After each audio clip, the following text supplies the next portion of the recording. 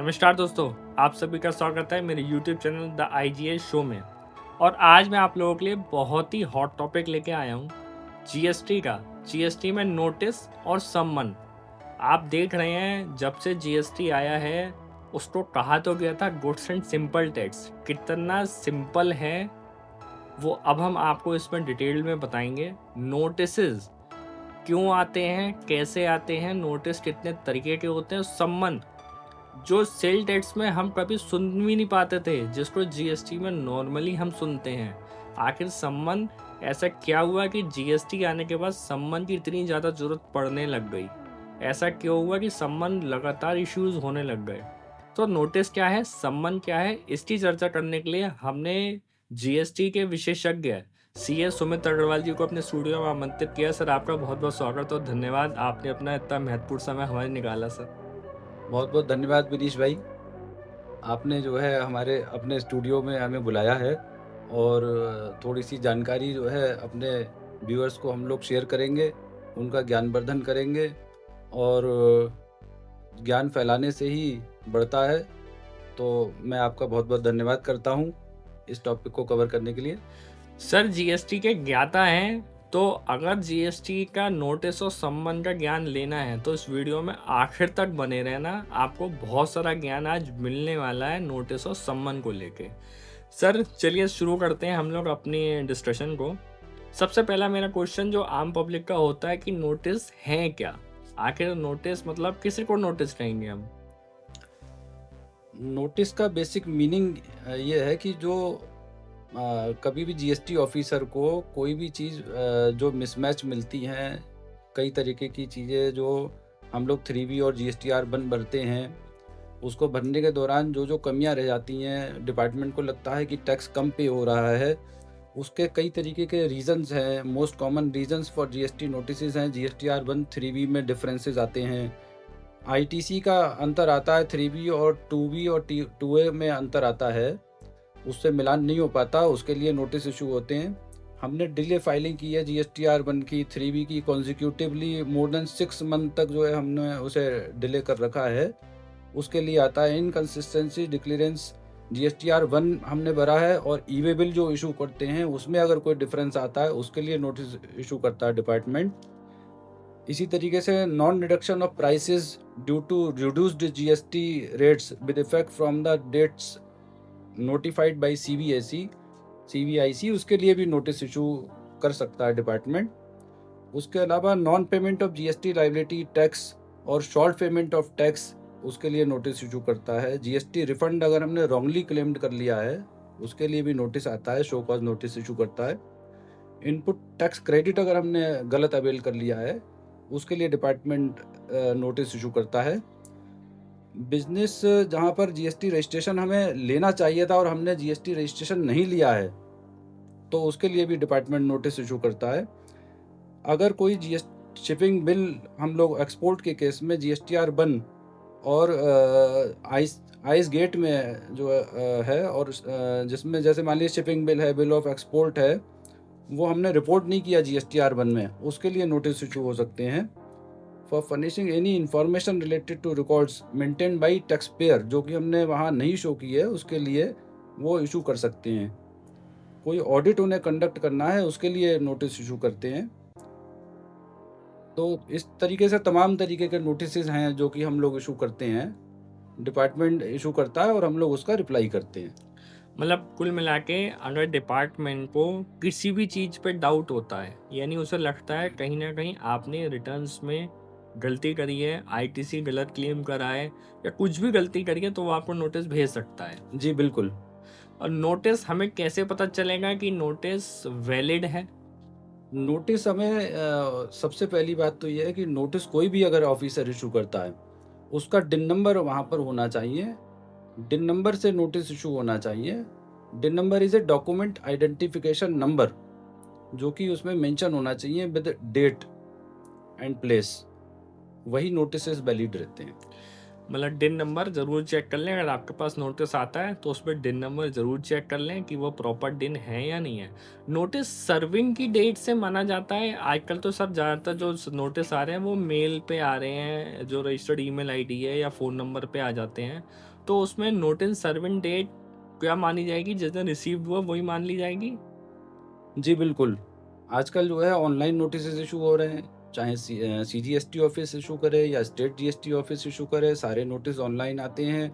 Date of issuing ही date of service मानी जाती है, क्योंकि हमारी जीएसटी के केस में सारी जगह पे हमारी email ID, mobile number registered है वहाँ पर जीएसटी डिपार्टमेंट के पास। तो जो भी नोटिस इश्यू होता है, वो सर्व माना जाएगा डेट ऑफ़ इश्यू से ही। और अगर हमारी जीएसटी आईडी और वो गलत पड़ी हुई है, तो हमें उसे करेक्ट करा लेना चाहिए। ओके, मतलब ईमेल आईडी और फ़ोन नंबर आप ही का होना चाहिए, अदरवाइज़ आपको नोटिस आएगा और आपको पता भी नहीं चलेगा और आपके अगेंस्ट में ऑर्डर भी पास होएगा, क्योंकि एक्स पार्टी केस होएगा अगर आपने उसको नहीं करा। अच्छा, नोटिसेस सर हमने बात कर ली क्यों आता है, नोटिस भी क्या अलग-अलग तरीके के होते हैं? काफ़ी तरीके के नोटिस हैं जो कि डिपार्टमेंट इश्यू करता है। वो जो है हमारे कॉमन पार्लेंस में नोटिसेस जो आजकल हम लोग डील कर रहे हैं, व्यापारी एट ए लार्ज डील कर रहा है, वो सेक्शन 61 का नोटिस इश्यू हम लोग फेस करते हैं, जिसमें एएसएमटी 10 भी कहलाता है जिसको। तो हम लोग उसमें क्या है कि जो है वो ये देखते हैं, एएसएमटी 10 में हमें रिप्लाई करना होता है, जो डिफरेंसेस आते हैं। स्टेट जीएसटी के केस में आजकल एआई का बड़ा इम्पोर्टेंस हो गया है। एआई के थ्रू डिपार्टमेंट गैदर कर रहा है इन्फॉर्मेशन। वहाँ जो कमियाँ मिलती हैं, हमारा 3B और 1 में कोई अंतर है, या जीएसटीआर 3B या और 2A में अंतर है, 2B में अंतर है, उसका नोटिस देता है। उसके अलावा वो अलग से भी पॉइंट्स हमारे उसमें मेंशन कर सकते हैं कि किस-किस बेसिस पे ई-वे बिल का है या कोई और पॉइंट है, वो भी मेंशन कर सकते हैं नोटिसेज़ में। मतलब एएसएमटी 10 हो गया बेसिकली, अगर रिटर्न्स और मेरे कहीं पे भी चेंजेस हैं तो एएसएमटी 10 इशू हो जाएगा। जी। ठीक है। उसके लिए वो भी कर सकते हैं। उसके बाद अगर हम डिपार्टमेंट सैटिस्फाइड नहीं होता है हमारे रिप्लाई से, तो उसका 73 डिपार्टमेंट इश्यू कर देता है। तो इस तरीके से कई तरीके के नोटिस इश्यू होते हैं। एएसएमटी 10 से अगर वो सैटिस्फाई हो जाता है, तो उसका जो है वो ऑर्डर पास कर देता है। और अगर वो सैटिस्फाई नहीं होता है, तो उसका 73 का, या अगर उस केस में ये लगता है डिपार्टमेंट को कि किसी केस में फ्रॉड मिस रिप्रेजेंटेशन है, तो 74 का भी नोटिस इशू कर सकता है। ओके, चलिए ये तो बात हो गई नोटिसेस की, कि नोटिस क्या होते हैं, क्यों आते हैं, कितने तरीके के होते हैं। आजकल सर सम्मन बहुत देखा जा रहा है कि सम्मन इशू कर दिया। ये सारी चीज़ें हम लोग तो आईपीसी और सीआरपीसी में पहले पढ़ते थे, देखते थे कि वो लोग सम्मन इशू कर रहे हैं। सेल टैक्स और इनकम टैक्स में हमें ये चीज़ें बिल्कुल ना के बराबर ही दिखती थी। लेकिन अब जब से 2017 से जीएसटी आया है, सम्मन तो मान लो ऐसा हो गया, नोटिस हो गया है। तो आखिर सम्मन है क्या? देखिए, सम्मन जो है जीएसटी में बड़ा कॉमन एक है। पहले सीबीआईसी जब सर्विस टैक्स और जो है सेंट्रल एक्साइज चलती थी, तब भी ये लोग सम्मन इशू करते थे। जनरली बैट में सम्मन्स वगैरह इशू बहुत ही रेयर होते थे।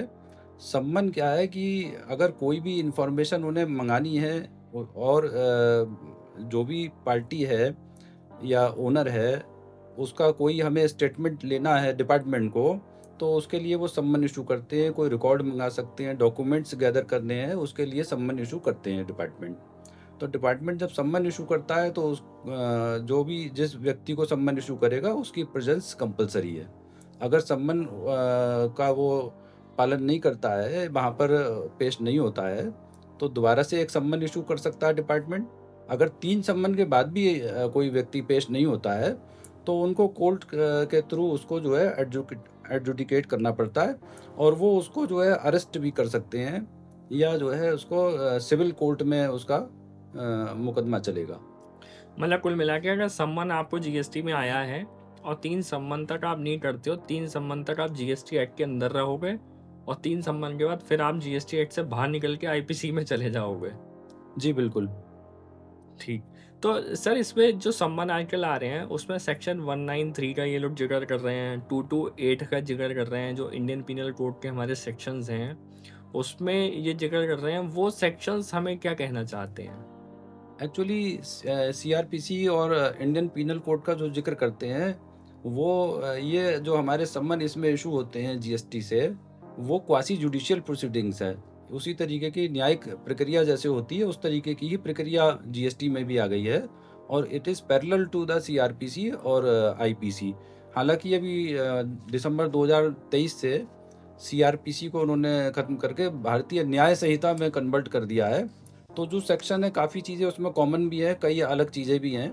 तो उसके सेक्शन अब पैरेलल उसी तरीके से एप्लीकेबल होंगे जो कि सीआरपीसी और उसमें पहले दे रखे थे आईपीसी में। सम्मन कौन-कौन इश्यू कर सकता है? मतलब क्या किसी स्पेसिफिक किसी एक अधिकारी को अथॉरिटी है या कोई भी अधिकारी इश्यू कर सकता है सम्मन? सम्मन के लिए ऑथराइज़ेशन चाहिए होता है। जैसे जो कि जो भी सम्मन इश्यू करेगा वो एसीडीसी की परमिशन से ही सुपरिटेंडेंट इशू कर सकते हैं या जो है सेंट्रल स्टेट जीएसटी के केस में जॉइंट कमिश्नर की पावर उसमें चाहिए, वो अगर ऑथराइज करते हैं तो सम्मन इशू कर सकते हैं।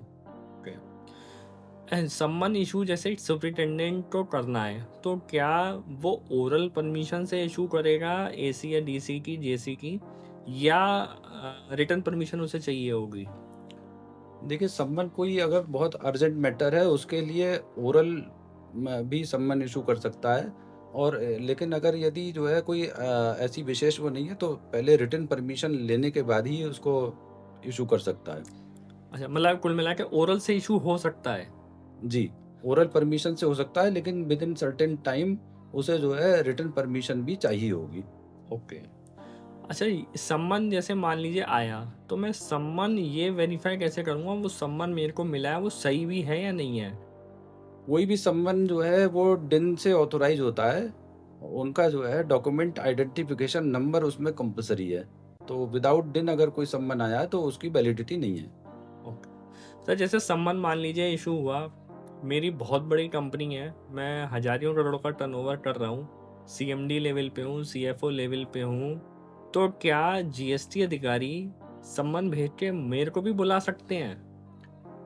देखिए, इन नॉर्मल पार्लेंस जो है बहुत बड़े जो सीएफओ हैं, एमडी हैं, सीएमडी हैं, इस तरीके के जो है लोग बहुत बिजी रहते हैं। बड़ी बड़ी कंपनीज हैं, उनमें जो है उनके पास पॉसिबल नहीं है कि जो है हर सम्मन पे वो पेश हो सके, उनका बिजनेस लॉस काफ़ी हो जाता है। तो सीबीआईसी ने इंस्ट्रक्शन जारी किया है कि अगर बहुत नेसेसरी नहीं हो किसी भी केस को डिस्पोज ऑफ करने के लिए, अगर उनकी प्रेजेंस नेसेसिटी नहीं है तो वो जो है उनको सम्मन नहीं किया जा सकता। उनके किसी और एम्प्लॉइज़ को उनके बिहाफ़ पे कोई और पेश हो सकता है। उनकी प्रेज़ेंस कंपल्सरी नहीं है सम्मन में। अच्छा, मतलब कुल मिला के अगर कोई बड़ा है तो उसको कहीं न कहीं छूट मिल सकती है, वो किसी और को भेज सकता है कि भई यहाँ पे आप करा लीजिए। जी, बिल्कुल।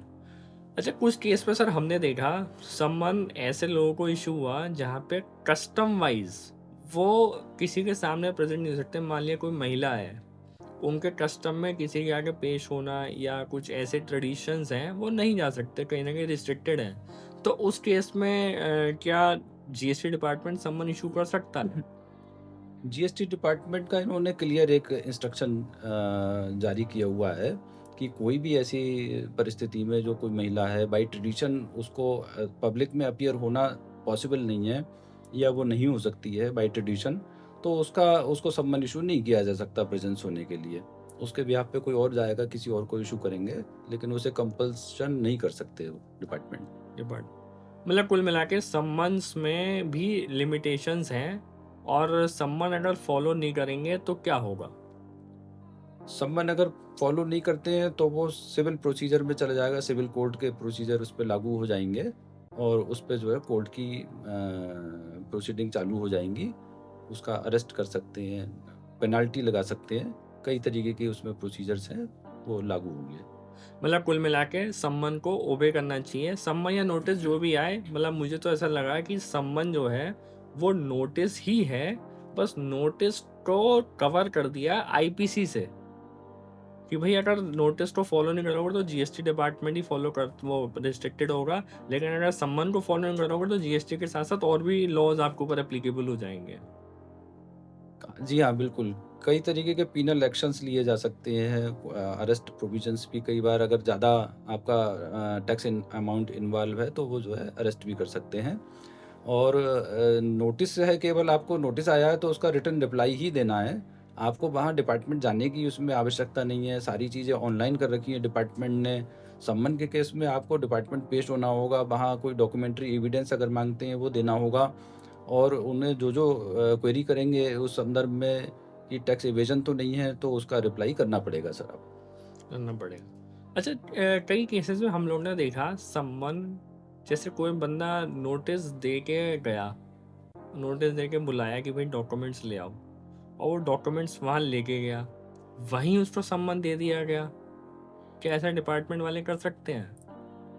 जनरली सम्मन से ही डिपार्टमेंट बुला सकता है, नोटिस देके डिपार्टमेंट नहीं बुला सकता। उसे अगर वहाँ पर्सनल अपीयरेंस करवानी है तो सम्मन देके उन्हें बुलाना होगा।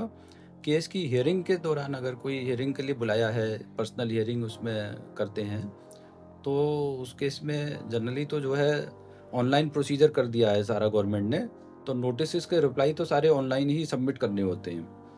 पर्सनल प्रेज़ेंस तो सम्मन के थ्रू ही वहाँ बुलाया जाता है। ओके, जी। ठीक है। मुझे लगता है सर ने नोटिसेस क्या है उसके बारे में बहुत डिटेल में बताया कि नोटिसेस क्यों आते हैं, नोटिसेस आएंगे तो कौन से नंबर का नोटिस आएगा, किस किस तरीके के नोटिस होते हैं, कितने टाइप के नोटिस होते हैं, उसके बारे में सर ने बहुत डिटेल में बताया। सम्मन के बारे में सर ने बताया सम्मन क्या होता है, सम्मन कौन कौन से आईपीसी के सेक्शंस उसमें कवर्ड होते हैं, सम्मन कौन इशू कर सकता है, किस किस को इशू हो सकते हैं, और कौन कौन ऐसे हैं जो सम्मन से भी कह सकते हैं, मतलब नॉर्मल ट्रेडिशन से उसमें बाहर भी हो सकते हैं। ये इंडियन नंबर बता दिया, सीएमडी और सीएफओ की हम लोग ने बात कर ली। और तो इसका मतलब कुल मिला के ये है कि नोटिस और सम्मन डिपार्टमेंट देगा।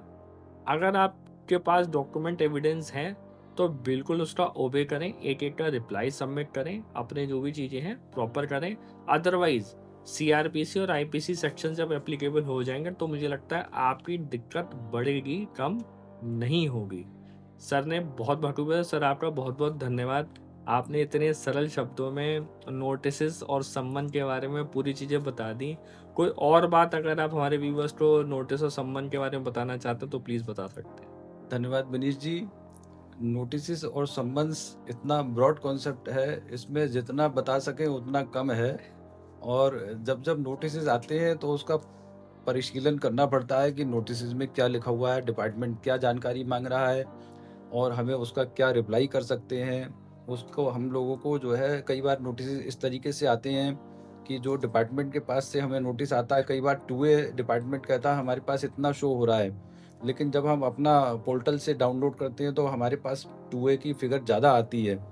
तो इस तरीके से हम लोग कई बार उसको रिप्लाई करते हैं, अपना टू वे की कॉपी भी उसमें एनक्लोज़ करते हैं कि हमारी आईटीसी तो ज़्यादा दिख रही है, हमने बिल से ज़्यादा बिल जितने थे हमारे उतने ही हमने क्लेम किए हुए हैं। डिपार्टमेंट पोर्टल पे अगर अपडेट नहीं है, डिपार्टमेंट पोर्टल पे कई बार जो है पुरानी जीएसटी, जैसे अभी 18-19, 17-18 के केस चल रहे थे, तो उसमें उनके पास जो डाटा था वो लिमिटेड डाटा आ रहा था। उन्होंने बाद में जब टाइम एक्सटेंड कर दिया, तो हम रिटर्न बाद में भी फाइल कर सकते थे। वो डाटा उनके पोर्टल पे इनकॉर्पोरेट नहीं हो रहा था। तो हम लोगों को उन सब चीज़ों का ध्यान रखते हुए आंसर करना चाहिए। और नोटिसेस भी काफ़ी तरीके के नोटिसेस हैं डिपार्टमेंट जो इशू करता है। रजिस्ट्रेशन के संबंध में अलग नोटिस होते हैं, प्रोसीडिंग के संबंध में अलग होते हैं, केस की प्रोसीडिंग के लिए। इसी तरीके से जो कोई एक्सपोर्ट है उसके लिए अलग से नोटिसेस हैं, ई-वे बिल के लिए अलग से इशू करते हैं। तो इस तरीके से काफ़ी नोटिसेस होते हैं। जिस तरीके का नोटिस आ रहा है उसको देख के ही हम उसका रिप्लाई कर सकते हैं। बिल्कुल सर, सर ने बखूबी जीएसटी के सम्मन और नोटिस के बारे में चर्चा करी। अगर फिर भी आपको लगता है कोई क्वेरी नोटिसेस और सम्मन को लेके है, आप लोग बिल्कुल कमेंट बॉक्स में लिख सकते हैं। मैं पूरी कोशिश करूँगा आपको उसका रिप्लाई देने की, नोटिस और सम्मन के बारे में। सर बहुत बहुत धन्यवाद। और अगर आपको ये वीडियो अच्छी लगी हो तो इस वीडियो को लाइक और चैनल को सब्सक्राइब, और जिसको नोटिस सम्मन आया उसको वीडियो शेयर करना तो बिल्कुल भी ना भूलें। धन्यवाद।